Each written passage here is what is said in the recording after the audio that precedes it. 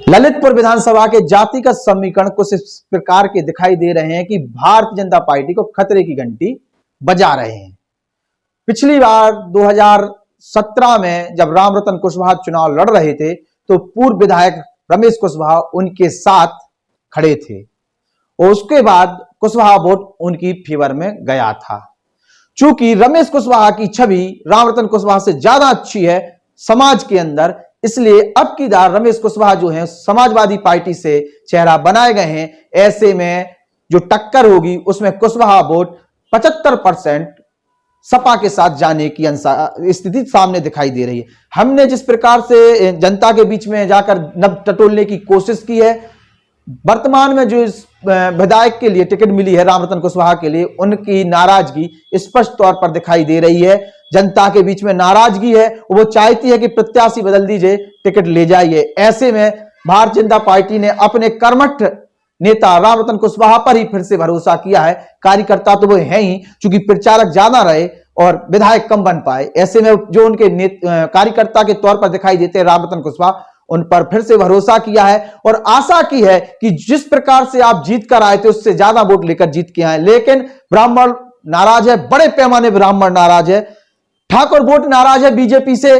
तमाम जातिगत समीकरण हो सकते हैं, सब कुछ हो सकता है। मोदी योगी का चेहरा देखने के बाद भी नाराजगी है, चूंकि स्थानीय नेताओं द्वारा बहुत सारी अनदेखी की गई है।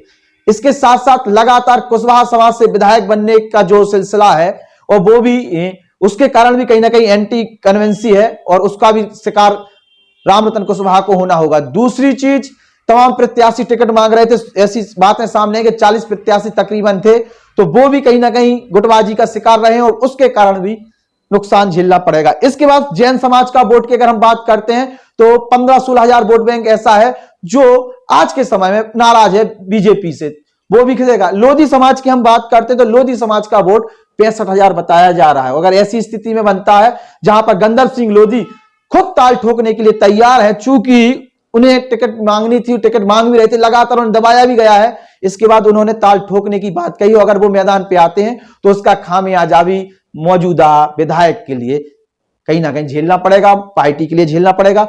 चूंकि रामरतन कुशवाहा पिछली बार 1,60,000 वोटों से प्लस से वो जीत कर आए थे, तो ऐसे में लोधी समाज का वोट, ब्राह्मण और ठाकुर और जैन समाज का वोट मिलकर उन्हें जिताने में कामयाब रहा था। कुशवाहा समाज भी थी और सर्व समाज का वोट मिला था। अब की बार वो स्थिति नहीं है।